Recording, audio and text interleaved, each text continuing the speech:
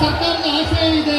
ಬಹಳ ವಿಶೇಷವಾಗಿ ಕೆಂಪೇಗೌಡ ಜಯಂತಿ ನಾಡಪ್ರಭುಗಳ ಜಯಂತಿ ಅವೆಲ್ಲ ಆಚರಣೆಗೆ ಸಾಧಿಸಬೇಕು. ನಮ್ಮ ಕಳಕಳ ಮನವಿ ಇದೆ, ಆಡಳಿತದ ಕಳಕಳೆಯ ಮನವಿ ಇದೆ. ನೋಡಿ, ಪ್ರತಿ ಗ್ರಾಮ ಪಂಚಾಯತಿಯಿಂದ ಬೆಳಗ್ಗೆ 6 ಗಂಟೆಗೆ ಎದ್ದು 6 ಗಂಟೆಯಿಂದ ಉತ್ಸವ.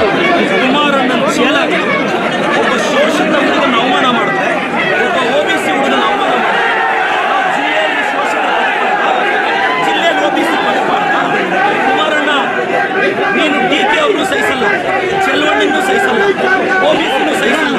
ಚಿಕ್ಕಬಳ್ಳಾಪುರ ಜಿಲ್ಲೆಯಲ್ಲಿ 3 ಅವರಿಂದ ನೀವು ನೋಡಿದೆ, ಒಂದೇ ಒಂದು OBC MLA ಶೋಷಿತ ವರ್ಗದ MLA ನನ್ನನ್ನು, ನನ್ನ ಕುಟುಂಬವನ್ನು, ನನ್ನನ್ನು ಏಕವಚನದಲ್ಲಿ ನೀವು ರೆಕಾರ್ಡ್ ಮಾಡಿದ್ದೀರಾ. ನಾನು ಪೇಷನ್ಸ್ ಆಗಿದ್ದೀನಿ. ಎಸ್, ನಾವು ಶೋಷಿತರು, OBCಗಳು. ನಿಮ್ಮ ಮನೆ ವಾಚ್ಮ್ಯಾನ್ ಕೆಲಸ ಮಾಡೋಕ್ಕೆ ನಾವು ಲಾಯಕ್ಕು. ನಿಮ್ಮ ಮನೆ ಕೂಲಿಗೆ ಬರ್ತೀವಿ, ನೀವು ಬಿಸಾಕೋ ಭಿಕ್ಷೆ ಅನ್ನ ತಿಂತೀವಿ, ನಿಮ್ಮ ಮನೆಗೆ ವಾಚ್ಮ್ಯಾನ್ ಕೆಲಸ ಮಾಡ್ತೀವಿ. ಒಬ್ಬ ಶೋಷಿತ ಶಾಸಕನನ್ನು, ಒಬ್ಬ OBC ಶಾಸಕನನ್ನು ನಡೆಸ್ಕೊಳ್ಳೋ ರೀತಿನ ನಮ್ಮ ಜಯಂತಿಗಳು ಯಾವತ್ತಾದರೂ ನಿಮ್ಮ ನಾಯಕರನ್ನ ನಾವು ಅವಮಾನಿಸಿದ್ವಾ? ನಮ್ಮ ಜಯಂತಿಗಳಲ್ಲಿ ನಾಯಕರನ್ನ ಅವಮಾನಿಸಿದ್ದೀವಿ. ಇವತ್ತು ನಾನು ಪೇಷನ್ಸ್ ಆಗಿದ್ದೀನಿ. ನಾನು ಇವತ್ತು ಹೇಳ್ತೀನಿ, ಕುಮಾರಣ್ಣ, ನೀನೊಬ್ಬ OBC ಹುಡುಗನ ಟಾರ್ಗೆಟ್ ಮಾಡಿ. ಇವತ್ತು ಸ್ಟೇಟಿಂದ JDS ಕಾರ್ಯಕರ್ತರು ಬಂದಿದ್ದಾರೆ. ರೇ, ನಾನೊಬ್ಬ ಒಕ್ಕಲಿಗರ ನಾಯಕ DK ಶಿವಕುಮಾರ್ ಪರವಾಗಿ ನಿಂತಿರೋದು. ಇವ್ರಿಗೆ ಒಕ್ಕಲಿಗರು ಬೆಳಿಬಾರ್ದು, ಬೇರೆಯವನು ಬೆಳಿಬಾರ್ದು. ಕುಮಾರಣ್ಣ, ಖಬರ್ದಾರ್, ನಿನ್ನ ಚೇಲಗಳಿಗೆಲ್ಲ ಎದುರೋನಲ್ಲ ನಾನು.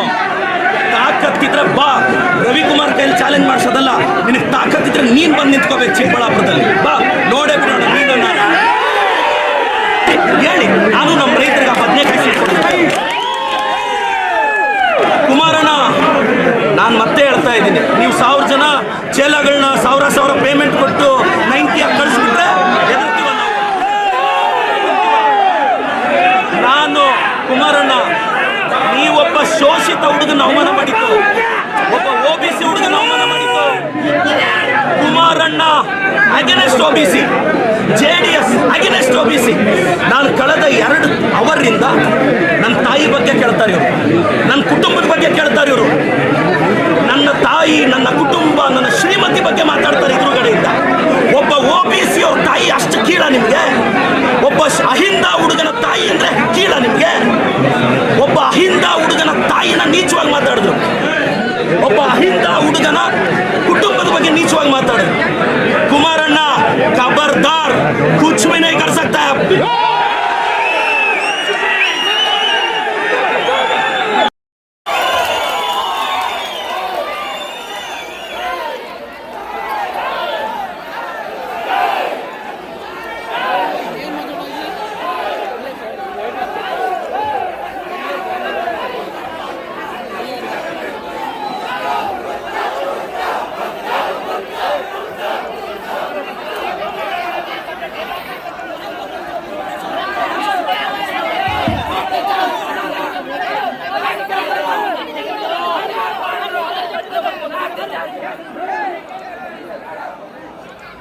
ಜೈ ಶ್ರೀ ಗುರುದೇವ್, ಜೈ ಶ್ರೀ ಗುರುದೇವ್.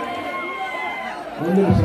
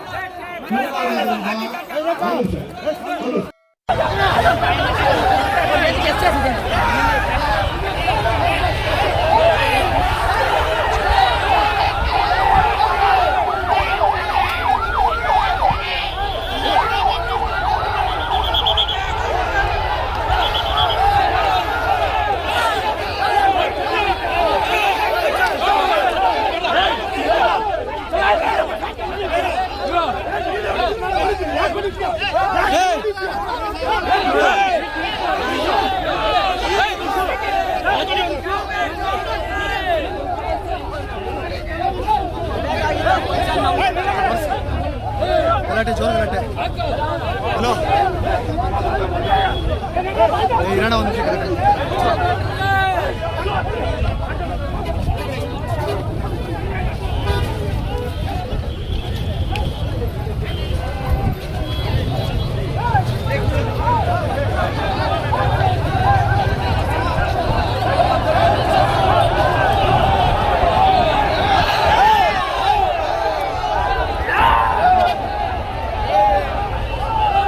ಅಣ್ಣ ಸಿಕ್ಕಾಪಟ್ಟೆ ಗಲಾಟೆ ಆಗ್ತಿದೆ.